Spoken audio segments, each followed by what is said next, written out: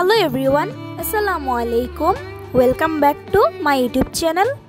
আজকে শেয়ার করব মামির বাপের বাড়িতে কাটানো কিছু মুহূর্ত। মামির বাপের বাড়িতে কয়েকদিন থাকা হয়েছে, তো সব দিনের ভিডিও তো আপলোড করা সম্ভব না। প্রত্যেক দিনের কিছু কিছু ক্লিপ অ্যাড করে আজকের এই ভিডিওটা বানানো। তো সেদিন সকালে ঘুম থেকে উঠেই নাস্তা করে নিয়েছি। তো নাস্তায় তো অনেক কিছু ছিল, চিতই পিঠা, ভাপা পিঠা, ভর্তা, গরুর মাংস। শীতের দিনের সকালটা কিন্তু এরকম পিঠা দিয়ে খেতে অনেক বেশি ভালো লাগে, আর বিশেষ করে নানুদের হাতের পিঠা তো অনেক বেশি মজার ছিল সেই পিঠাটা। তো খাওয়া দাওয়া করে আমরা একটু বের হয়ে যাই একটু হাঁটাহাঁটি করার জন্য, মানে সবাই মিলে একটু ঘোরাফেরা করার জন্য। বাসায় বসে থাকতে আমার খুব একটা ভালো লাগে না, একদম বোরিং ফিল হয়। তারপর বেশ খানিকক্ষণ হাঁটাহাঁটি করে বাসায় চলে আসি। বাসায় এসে দেখি লেস ফিতা করে রাখছে। প্রথমে একটু শুনে অবাকই হলাম, এইটা আবার কি। পরে এসে দেখি হচ্ছে মানে একটা বক্সের মধ্যে কিছু জিনিসপত্র বিক্রি করছে।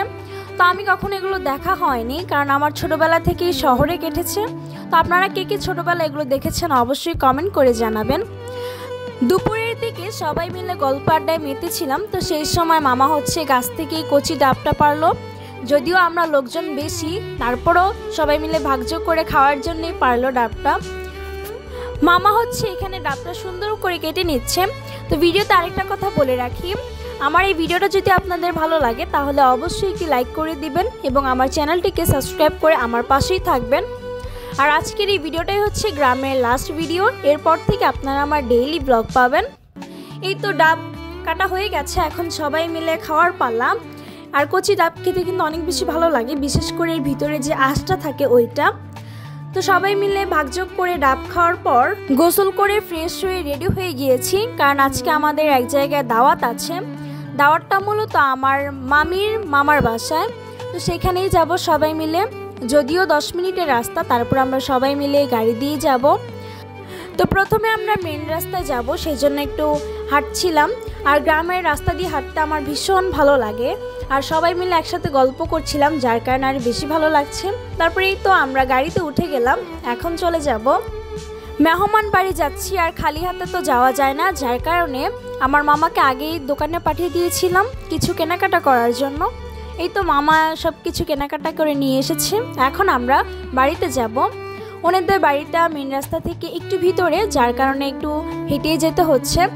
এই তো এইটাই হচ্ছে আমার মামা শ্বশুর বাড়ি, মানে আমার বেয়াইদের বাড়ি এসেছি। আর কবজি ডুবিয়ে খাবো না তা তো হতেই পারে না, আজকে একদম কবজি ডুবিয়ে খাবো।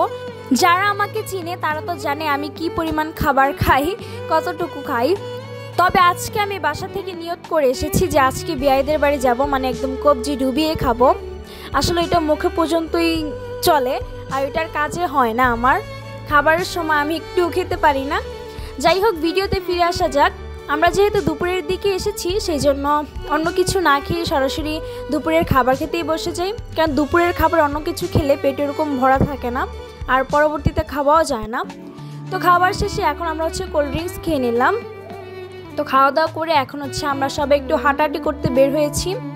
দাওয়াত বাড়ি এসেছি, আর যদি একটু ঘোরাফেরা না করি তাহলে কি হয়। আর এত পরিমাণ খাবার খেয়েছি যে এখন হজম করতে হবে, যার কারণেই মূলত একটু সবাই মিলে হাঁটাহাঁটি করছিলাম।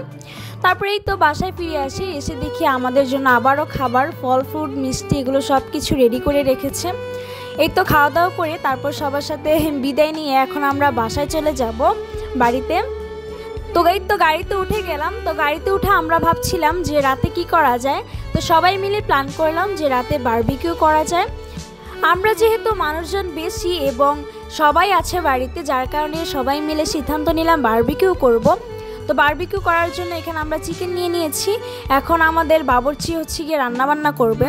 বাবুর্চি আমাদের বাড়ির পাশেই, তো উনি হচ্ছে সব কিছু রেডি করে নিচ্ছে, আমরা সব কিছু ওনাকে এগিয়ে দিলাম। এই তো এখন হচ্ছে চিকেনটাকে ভালোভাবে মশলা দিয়ে ম্যারিনেট করে নিচ্ছে।